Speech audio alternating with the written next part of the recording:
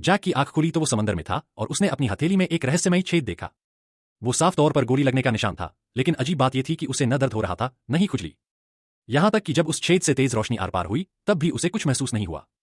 इस समय जैक थोड़ा घबराया तो जरूर, लेकिन उसे नहीं पता था कि आगे और भी अजीब बातें होने वाली थीं। जब वो घर लौटा और शीशे में देखा, तब जाकर उसे अपनी शर्ट में एक गोल सा छेद नजर आया। उसे अंदाजा हो गया कि इसका मतलब क्या हो सकता है, और जल्दी से उसने अपनी शर्ट फाड़कर देखा। सच में, उसके सीने में भी वैसा ही एक गोली का छेद था, जैसा उसकी हथेली में था। जैक डर गया, उसने अपने चेहरे की रंगत देखी, एकदम पीला पड़ा हुआ था।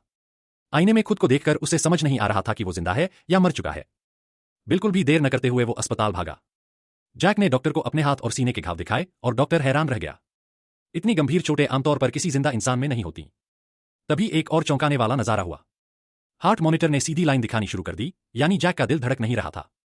जैक बुरी तरह डर गया। वो साफ महसूस कर रहा था कि वो जिंदा है, तो क्या मशीन खराब थी? डॉक्टर के पास भी इसका कोई जवाब नहीं था। डॉक्टर जैक के घावों के आसपास के टिश्यू का सैंपल लेना चाहता था। वो चाहे मरा हो या जिंदा, मामला अजीब जरूर था।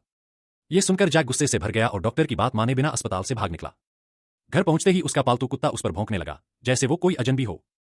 जैक ने फिर से आईने में खुद को देखा और पिंसर उठाकर गोली के छेद के अंदर हाथ डाला। उसने अंदर से एक गोली निकाली। बाद में जब उसकी पत्नी ने टेबल पर खाना सजाया, तो एक और अजीब घटना हुई। जैक बिना कुछ बोले खाने पर टूट पड़ा और जोर जोर से चबाने लगा। उसके हाव भाव में एक जानवर जैसी खुरदुरापन नजर आ रही थी। आखिरकार उसने बर्तन उठाया और उसमें का पानी पी लिया, लेकिन फिर सब खाना उल्टी कर दिया। खाना बाहर आते ही जैक थोड़ी देर के लिए फिर से सामान्य हो गया और उसे समझ आया कि उसके साथ कुछ बहुत गड़बड़ हो रही है। उस रात जैक ने लिविंग रूम में सोने का फैसला किया। उसकी प्यारी छोटी बेटी को लगा कि उसके पापा बीमार हैं, तो वो उसे गले लगाने आई। उसी पल जैक का चेहरा फिर से डरावना बन गया और उसने बेटी का हाथ कसकर पकड़ लिया। शुक्र है कि उसकी बेटी की डर से निकली चीख ने जैक को होश में ला दिया। उसने बेटी से कहा कि मां को कुछ मत बताना और उसे सोने भेज दिया। फिर वो रात की घटनाओं के बारे में सोचने लगा। जैक एक पुलिस अफसर था, जो एक दिन नदी किनारे एक तस्कर से मिला था। उस तस्कर ने उसे रिश्वत दी और पूछा कि क्या पुलिस कोई रेड करने वाली है। जैक ने पैसे ले लिए और भरोसा दिलाया कि कोई चेकिंग नहीं होगी।